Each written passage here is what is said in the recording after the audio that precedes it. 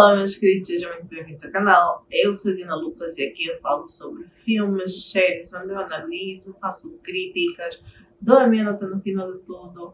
E hoje estamos a mais um vídeo, mais um especial Halloween 2025. Então se você gosta desse conteúdo, não esqueça de se inscrever, deixa só like, seu comentário. Isso ajuda muito, principalmente agora no começo do vídeo, se você comentar hashtag especial do Halloween, hashtag Halloween, isso ajuda demais. E não esqueça de se inscrever nas minhas outras redes sociais, que se você fica por aqui você perde muita coisa. E sem mais delongas, pega essa pipoca, soda com açúcar e vamos para o nosso especial Halloween de hoje. Imagina tu seres assombrado por alguém ou alguma coisa durante todo o teu percurso na universidade. E mesmo sem tu saberes, essa assombração já está na tua família por séculos e séculos. E tu não sabes o que essa assombração quer, mas ela vai destruindo pouco a pouco a tua vida na universidade, fazendo-te passar de um ótimo estudante e muito popular para literalmente o rapaz que mais sofre bullying na universidade. É sobre isso que nós vamos falar hoje na série True Hunting de 2025, com 5 episódios. Os primeiros 3 foram dirigidos então por Neil Howless e cada um desses 3 primeiros episódios conta com 36 minutos. A série está disponível na Netflix e conta a história então de um rapaz chamado Chris de Cesare, que vai então estudar na Universidade Hell Heinz e ele chega lá, fica muito popular, ele vai conhecer 2 dos seus 3 melhores amigos. O primeiro é o Paul, que vai partilhar o quarto com ele, e o segundo é o Jeff, um rapaz que estava metido num quarto ao lado e ele tem um amor muito grande por fotografia. Então esses 3 juntamente vão conhecer 2 raparigas. Uma é a Linda, que acaba por conhecer primeiro o Chris e eles ficam amigos logo de primeira. E a segunda é a Betty, um crushzinho do Chris. Eles acabam por desenvolver uma grande amizade, só que com o passar do tempo, o Chris começa a sentir uma presença estranha, algo que vai lhe deixando um pouco tímido. Só que o Chris não é aquele tipo de pessoa que vai sair por aí a contar os seus problemas dos seus amigos. Ele é mais o tipo de pessoa que ouve do que propriamente vai expondo as situações. No primeiro episódio nós já conhecemos muito bem o Chris e em um momento na sua universidade ele começa a sentir esse clima estranho e uma presença muito estranha. Só que com o passar do tempo ele já não consegue esconder, então ele acaba por desabafar com o Jeff, que é aquele amigo fotógrafo dele. Só que, por coincidência, na universidade que ele está a estudar, eles recebem vários visitantes que falam sobre várias coisas. E naquele ano especificamente, 1984, 1983, acabou por sair vários filmes sobre casas assombradas, também começaram a sair matérias nos jornais, de pessoas que foram assombradas, entre outras coisas. Então, um casal muito famoso decide visitar essa universidade para dar uma palestra, e nós estamos a falar de Ed e Lorraine. Muito famoso, assim, que vocês conhecem, principalmente se vocês gostam de casos criminais ou de casos de assombração.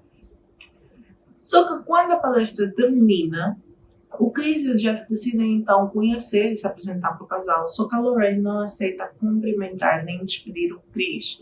Isso lhe deixa bem envergonhado e que alguma coisa se passa. E isso chama muito a atenção do Jeff.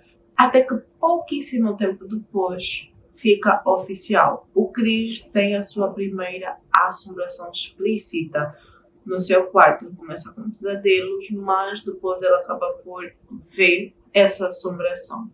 E esse primeiro episódio termina basicamente ali com o Chris, entre aspas, conhecendo essa assombração. E deixa-vos dizer que nesse primeiro episódio ele já é bem curioso, ele tem uma edição, tem movimentos de câmeras muito bem feitos e nos faz pensar a todo momento que alguma coisa se passa, querer entender se o Chris morreu, se, enfim, várias outras coisas. Nesse primeiro episódio nós também entendemos a dinâmica dessa série, que basicamente é as pessoas reais que passaram por isso a darem os seus documentários e enfatizarem muito mais, mas nós também temos atores que vão meio que contextualizar visualmente a narrativa toda para nos fazer entender 100% daquilo que aconteceu. Lembrando que tem sempre gotinhas de liberdade artística da parte da direção, mas foi muito consistente aquilo que as pessoas estavam a dizer. Para esse primeiro episódio eu dou uma nota de 7, porque eu amei e deixou-me bastante curiosa para os próximos 2 episódios. No segundo episódio, basicamente o Chris continua com os pesadelos, então ele e Jeff decidem fazer uma investigação muito grande sobre essa questão da assombração. Por esse andar, o Chris acabou por ficar sozinho no quarto porque o seu amigo Paul também foi assombrado e ele decidiu sair da universidade. Só que o Chris não podia porque o Chris era bolseiro por causa do atletismo. O Chris amava correr, ele era assim muito bom e era sempre muito incentivado pelo pai, que é um professor de ciências. Nessa investigação do Chris e do Jeff, eles acabam por tentar invocar esse espírito, essa entidade no quarto do Chris e o Jeff acaba por fotografar alguma coisa, vamos dizer, alguma aparição. E nisso, ele e o Chris combinam que vai ficar só entre eles, vai ser um segredo dos outros dois. Mas o Jeff, como precisava mostrar que ele tinha uma prova de uma assombração, ele acaba por pegar essa fotografia e mostrar ao longo da universidade. E o Chris acaba por ser apelidado então como um rapaz fantasma e ele sofre muito bullying. O Chris, apesar de grande e alto, ele era bem tímido, bem retraído. Então, quando ele começou a sofrer bullying, ele fechou-se muito mais. E a amizade dele e do Jeff foi diminuindo a consistência. Até que a Linda foi conversar com ele e explicou-lhe que ela também já viveu uma situação meio complicada.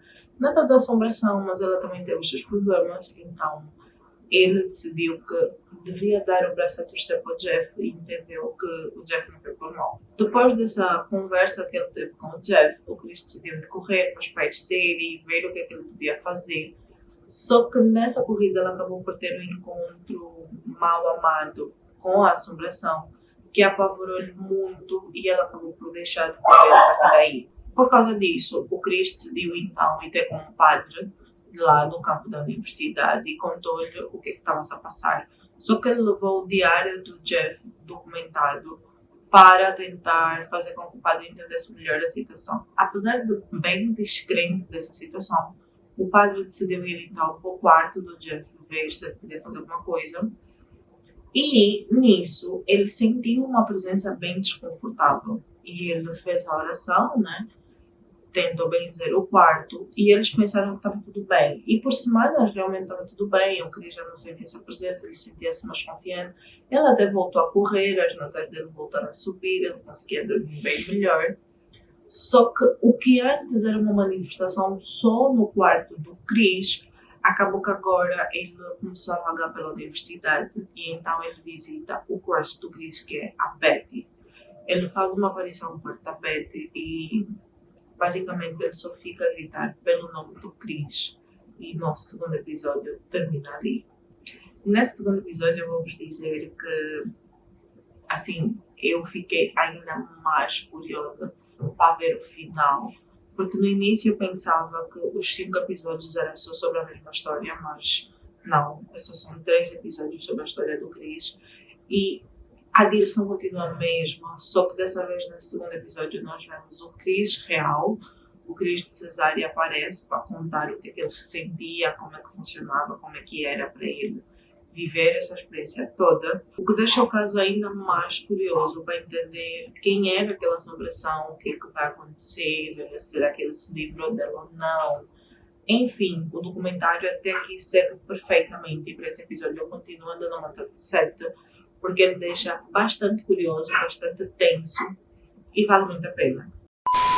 No nosso último episódio sobre o Chris, nós já estamos na época de Natal, já se passou um bom tempo, estamos para finalizar o ano. E nós vemos que a assombração começa a vagar pela universidade. Até que ele vem e ataca a Linda, que é uma outra amiga do Chris e dos seus outros companheiros. E ela sente-se assim muito mal, ela fica apavorada. E ela só conseguia gritar: Chris, tira essa coisa de cima de mim. E essa coisa, mais uma vez, só queria falar com o Chris. Então, nessa situação, o Chris começou a ficar cada vez mais apavorado, sem saber o que fazer, porque ele já não se via a presença dessa entidade, mas essa entidade agora começou a ir atrás dos seus amigos e isso ele não sabia o que fazer.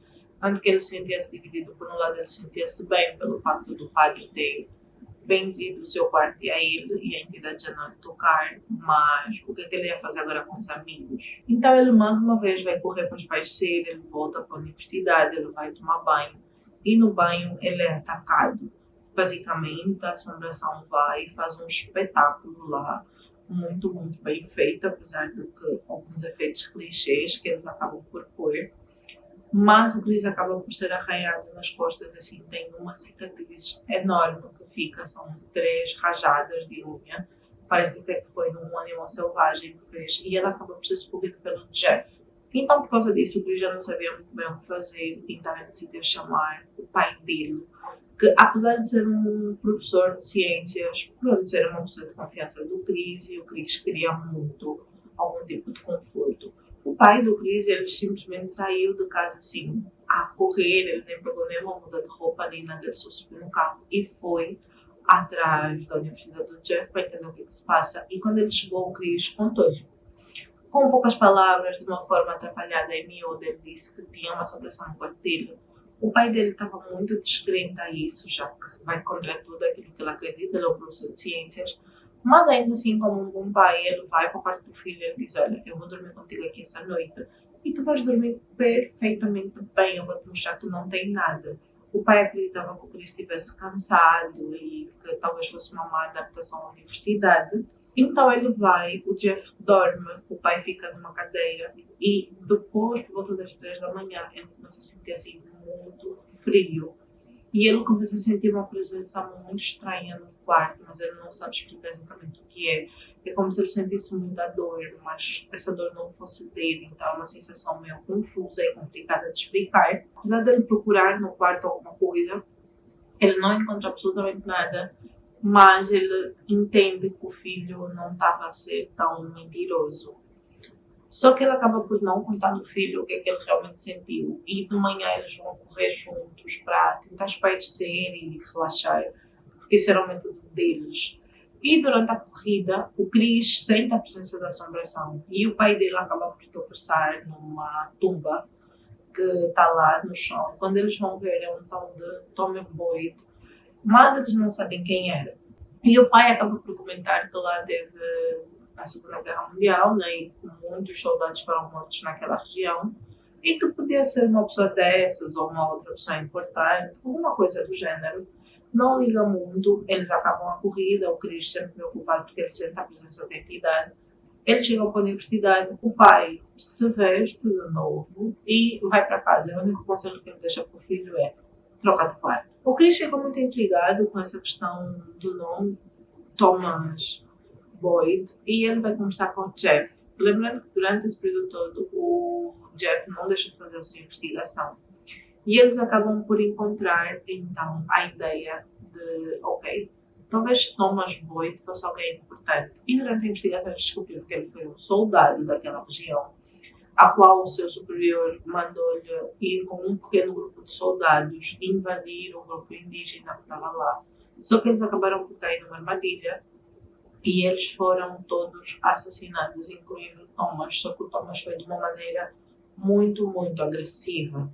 Então, passou-se o Natal, passou-se o Ano Novo. Em abril de 1985, eles decidiram que iam fazer a última invocação, o Cristozinho no meio da floresta, que foi a árvore onde o Thomas acabou por passar por aquilo. Ele faz, e nisso ele, com muito medo, apesar de ter muita coisa para dizer, a única coisa que ele consegue dizer à assombração é, olha, tudo o que tu fizeste está tudo bem, eu te perdoo, vai para a tua vida, deixa-me em paz, tu precisas ir embora daqui. E no passo de mágica, literalmente a assombração começa a correr até ele e depois desaparece, como se a assombração fosse para a luz. Mas aquilo que muita gente podia pensar que ok, a história acabou, não. Quando o Chris volta para casa, depois de anos, ele e o pai acabam por descobrir que Thomas Boyd foi salvo, entre aspas, acabou por ser enterrado após um massacre que ele sofreu com os indígenas pelo tetravô do Chris, ou seja, tipo, gerações anteriores a dele, e que literalmente conseguiram fazer as honrarias de enterrar o Thomas.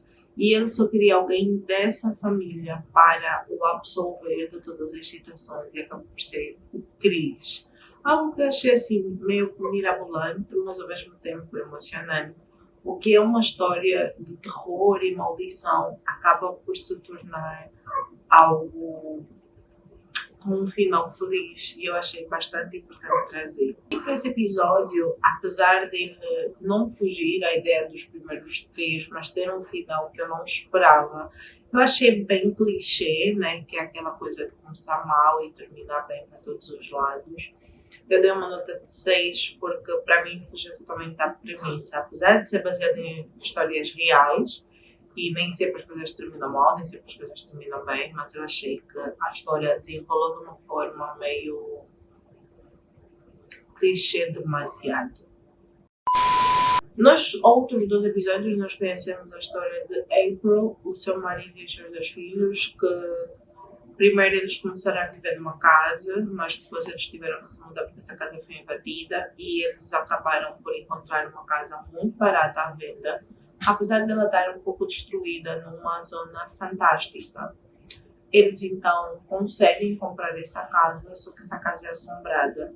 Então a casa começa a se deteriorar cada vez mais, o filho mais novo começa a ter um amigo fantasma, que é o Benjamin, e as coisas vão acontecendo como vocês já podem imaginar, é bem clichê, mas é bem intrigante também. No final do dia eles conseguem exorcizar a casa e as coisas acabam bem. São episódios que eu recomendo muito, é uma série que eu recomendo muito, é bem curta. Os últimos 12 episódios terminam com 37 a 39 minutinhos cada episódio. Então é algo que eu recomendo bastante. Se você já viu, deixa aqui nos comentários. Se você conhece mais séries sobre famílias assombradas, casas assombradas, deixa aqui nos comentários também. Se você ainda não viu, mas gosta desse tipo de conteúdo, vá assistir, corre, corre, corre, que está disponível lá na Netflix, que é bem interessante. E nos vemos no próximo vídeo. Forte beijo. Tchau!